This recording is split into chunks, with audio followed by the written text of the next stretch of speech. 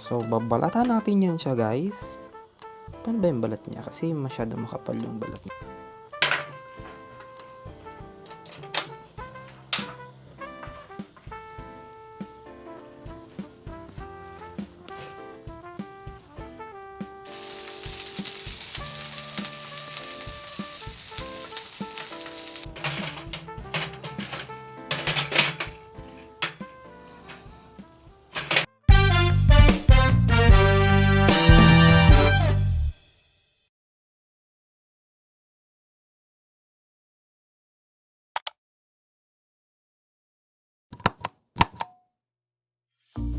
Hey guys! Welcome back to my channel. It's Balong.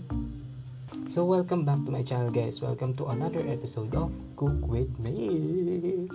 Yan, so for tonight's video, guys, ayan, naisip ko magluto ng ating dinner in a simplest way and also in a cheapest way. So, yun. Cheapest way pa ba? Parang malaman natin yata yun.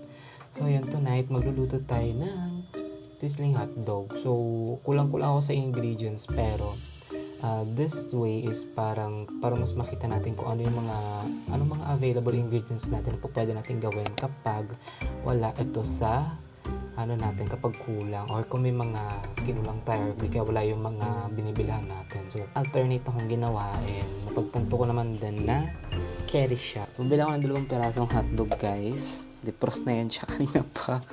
And of course, may natira tayo ditong sibuyas from my last luto. And yun, ang laki-laki niya, so sayang, hindi natin gagamitin. Ang key ingredients natin. So dahil wala tayong ketchup, so ito ang gagamitin natin, itong spicy bulgogi sauce for pork. Ayan, so gagamitin natin ito siya. And lastly ay may bawang ba yun? So meron tayong paminta dito. I'm not sure kung ano bang pwede, pero let's get start kasi oras na. Ayan, so dahil nga dinner natin to, so babalatan muna natin itong hotdog dahil liit-liit niya maliit lang to So top 15 to siya, guys, isa. So nakabili ako dyan sa tindahan ng kapitbahay namin, kapitbahay ko dito. And awa naman ng Diyos, may natira pa, sakto, hindi ganun kaano. Yung ganawa ko, bumili lang ako nito para may ulam. So ayan, paano bang slice? So pahabang slice yung gagamitin natin, guys, kagaya nito. Ayan, parang yung pang spaghetti na slice. Ganito siya, guys. O, diba? So make sure na ganito yung hiwa nyo. Sabi na nasugatan. Talas pa naman ng kutsilyo ito. So, same sa natin. Ito. Actually, mabilis lang naman siyang lutuin. Ang lang natin dito is yung mga ingredients niya. Di ba kailangan nito ng sili na green? So, dahil wala akong siling green na available, at saka kanina ko lang din naisip to. Mga ilang minuto. So, yun. Hindi na ako nakabili, pero di ba dapat maanghang siya. So, gagamitan na natin siya na ito para mas gamit natin. So, yun. So, in a separate way. Ayan. Ito yan siya, guys. Next is, paano bang hiwang gusto natin dito? Ayan. Balatan lang natin siya. Laki nito. Kasi pag lumiliit naman ito pagkatapos. So, tatanggalin muna natin tong ibang mga excess niya. Ayan. Hanghang pa naman ito. So, babalatan natin yan siya, guys. Paano ba yung balat niya? Kasi masyado makapal yung balat niya ito. So, ayan. Oh my God. Ang laki pala niya. May iba-iba pala siyang part. Ayan siya. Kasi madumi na yung yung outer layer niya. Outer layer. Ayan. Binabad ko din kasi sa tubig. Binisa ko muna yung kutsilyo kasi just in case na yung anghang pa naman ang amoy nito. Sakit na ito sa mata. Hindi ko alam kung bakit, pero the way kasi siguro na habang pinipeel natin yung itong sibuyas. Di ba mayroon parang nagsisquish yan siya. Alam ko may palabas na ito dati sa, ano yun, mahiwagang baul. Ba yun? So, parang cut. Alam ko cubes yun eh. Ganito yun siya. So, ayun. Ganito.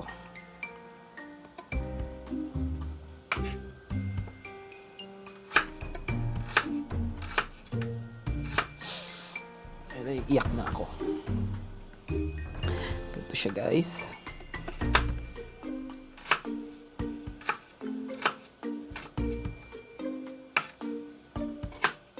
Yan. Hindi ko alam kasi pa cubes kasi yung minsan nakikita ko paano hiwain yung mga nabibenta ng sisig. So, ganito na lang yun siya. Wow, ang daming sibuyas. Iyak. Anyways, tapos na. Saan ba siya ilagay? So, ito na siya, guys. Ang next naman natin ay ang ating lutuan. So, syempre, magluluto na tayo. So, let's start.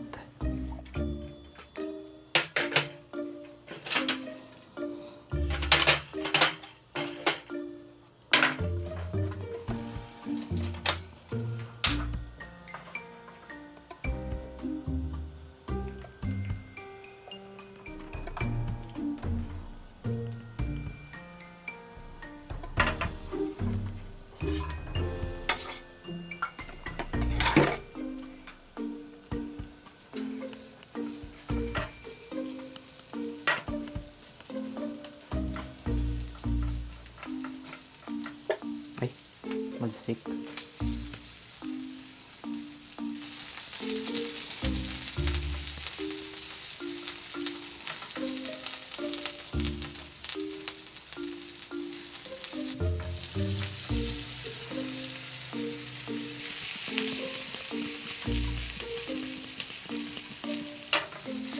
Ang dami sibuyas.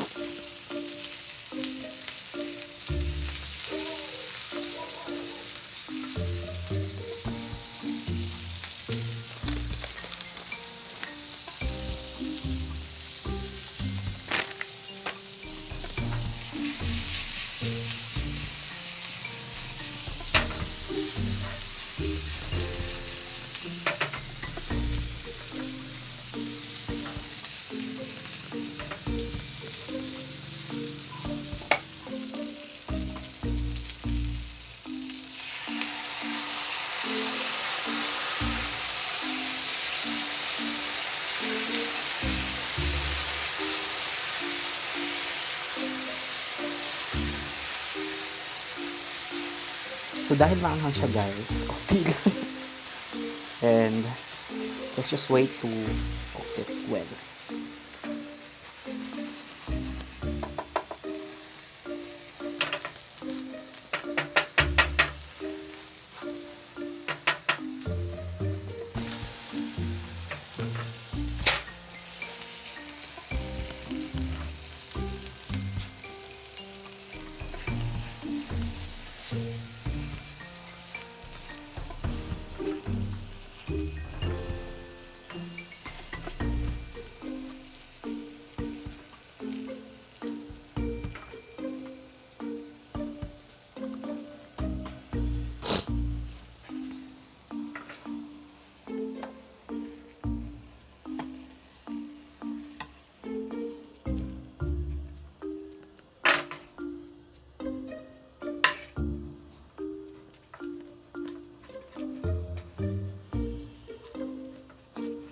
So, ang next natin, guys, since meron pang naimong mga sauce dito, yan, gagamitin natin itong kanin na mayroon. And we will try to mix it up.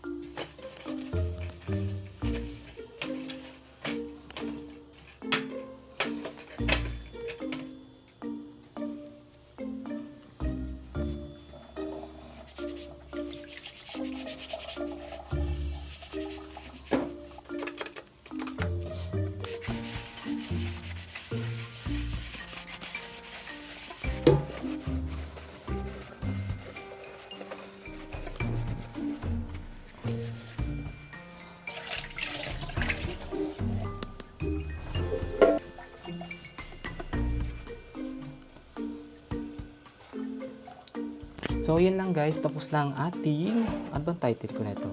So, tapos na ang ating spicy, bulgogi sizzling hotdog. So, yun, alternate lang siya ng tawag na ito, ng ketchup. Diba kasi ketchup ang ginagamit kapag magsisisling ka. So, wala ako noon. Ang ginamit ko is itong pork bulgogi na bigay sa akin ni Mami O. Yeah, sakto. All good. So, try nyo na rin to guys.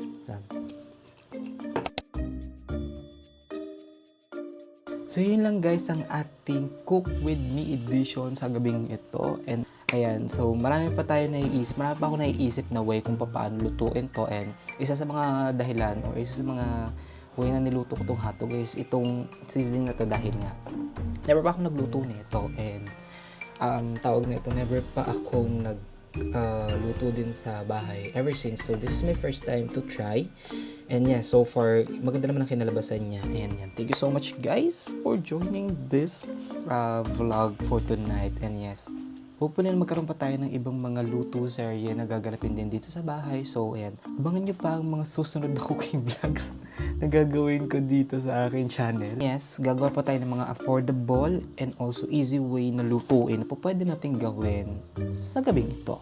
Charot lang. Hindi, mga easy way or easy recipe na pwede nating lutuin na pasok din naman sa budget natin kapag tayo ay nagbabudget or di kaya tayo ay nagsusol living just like me.